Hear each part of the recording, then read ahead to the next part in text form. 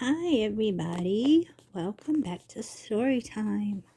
Tonight, I'm going to read Harold and the Purple Crayon. And this is a very old story that probably your mommy and grandmother enjoyed when she was a little boy or a little girl. And our granddaddy and daddy enjoyed.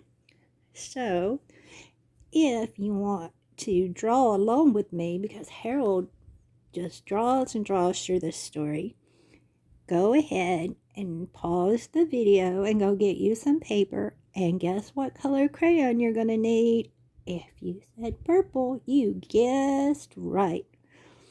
So let's go see what adventures Harold gets into with his purple crayon. You got your paper ready and your crayon? I hope so, because we're going to read Harold and the Purple Crayon by Crockett Johnson. Isn't that a neat name?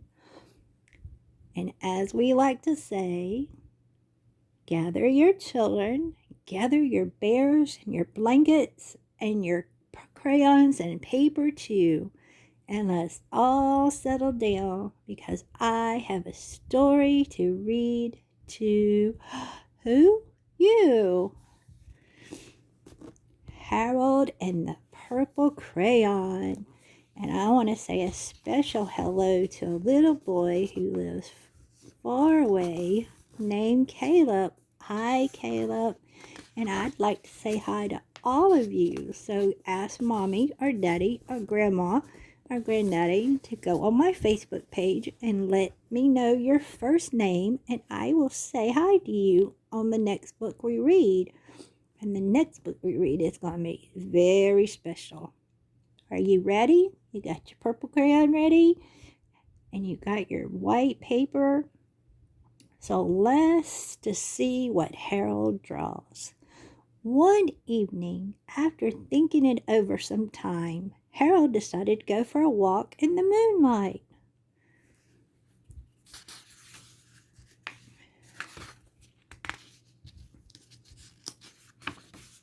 There wasn't any moon, and Harold needed a moon for the walk in the moonlight.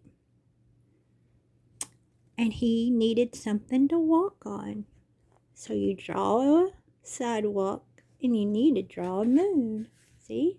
Just like Harold did. Sorry. And this is a brand new book. He made a long straight path so he wouldn't get lost. And he set off on his walk, taking his big purple crayon with him.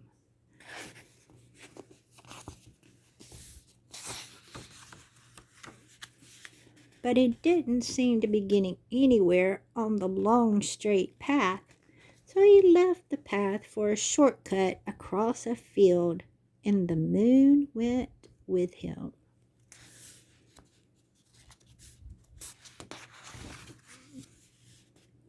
The shortcut led right to where Harold thought a forest ought to be. He didn't want to get lost in the woods, so he made a very small forest with just one tree in it. So you need to be drawing a tree. It turned out to be an apple tree. Do you like apples?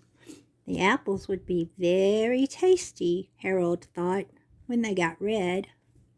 I like apples. I like applesauce, and I love apple butter. So he put a frightening dragon under the tree to guard the apples. It was a terrible, frightened dragon. So you got to put a dragon under your apple tree, under the moon. It even frightened Harold. He backed away. His hand holding the purple crayon shook. Suddenly he realized what was happening. But by then Harold was over his head in an ocean.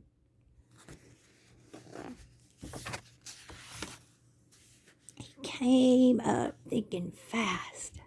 and in no time he was climbing aboard a trim little boat.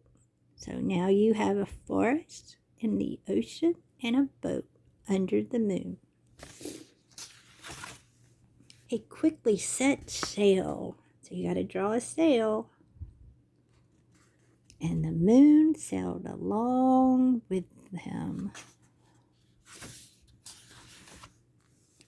After he sailed long enough, Harold made land without much trouble. Whoops, sorry. He stepped ashore on the beach, wondering where he was. Don't forget to tie your boat down. See, Harold made an anchor. The sandy beach reminded Harold of picnics, and he thought of picnics, and the thought of picnics made him hungry. Do you like going on picnics? So he laid out a nice, simple picnic lunch.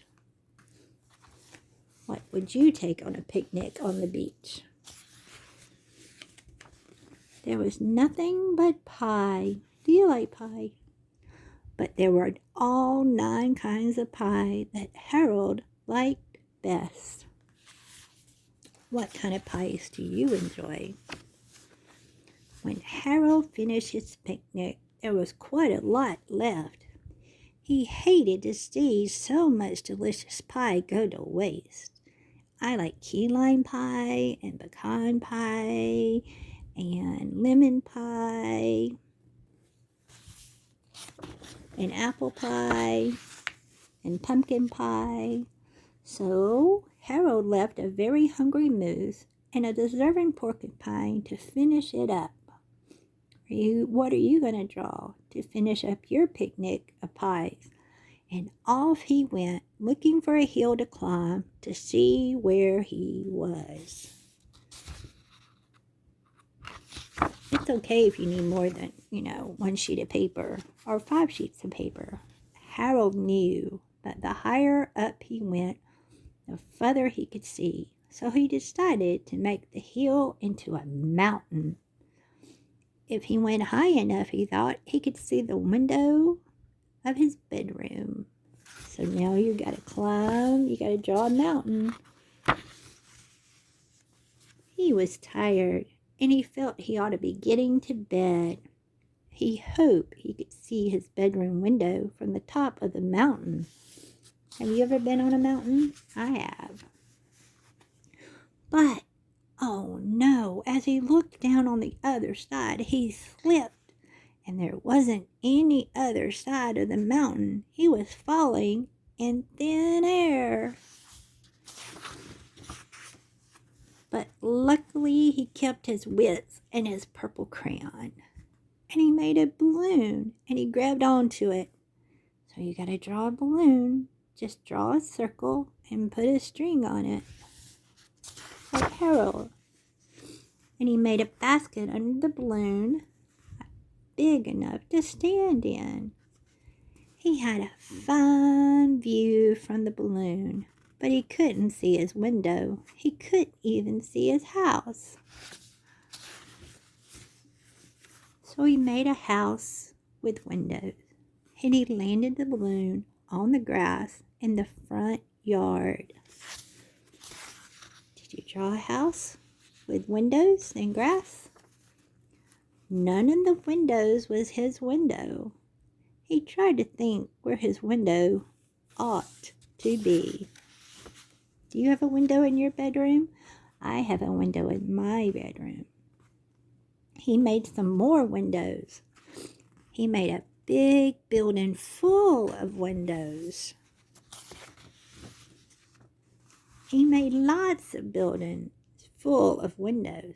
He made a whole city full of windows. Did you draw a city? But none of the windows was his window. He couldn't think where it might be. Poor Harold is lost. Have you ever been lost before? I have. He decided to ask a policeman. So now you need a policeman under the moon. The policeman pointed the way Harold was going anyway, but Harold thanked him We always thank someone when they help us, don't we? And he walked along with the moon, wishing he was in his room and in bed. Then suddenly, Harold remembered. What do you think he remembered? He remembered where his bedroom window was when there was a moon. It was always right around the moon. So you draw a window, then you put the moon in the window. And then Harold made his bed. Then you put a bed under the window. He got in and he drew up the covers. So you had to have a bed with covers. The purple crayon dropped on the floor and Harold dropped off to sleep. Good night, Harold. Good night, everyone. I really hope you've enjoyed the adventure of Harold and the purple crayon. I know I've enjoyed reading to you. I hope you will come back the next time that I post really soon. So have a wonderful day, and let's all say goodbye to Caleb. And good night, Caleb. I'll talk to you all really soon. Good night, everybody.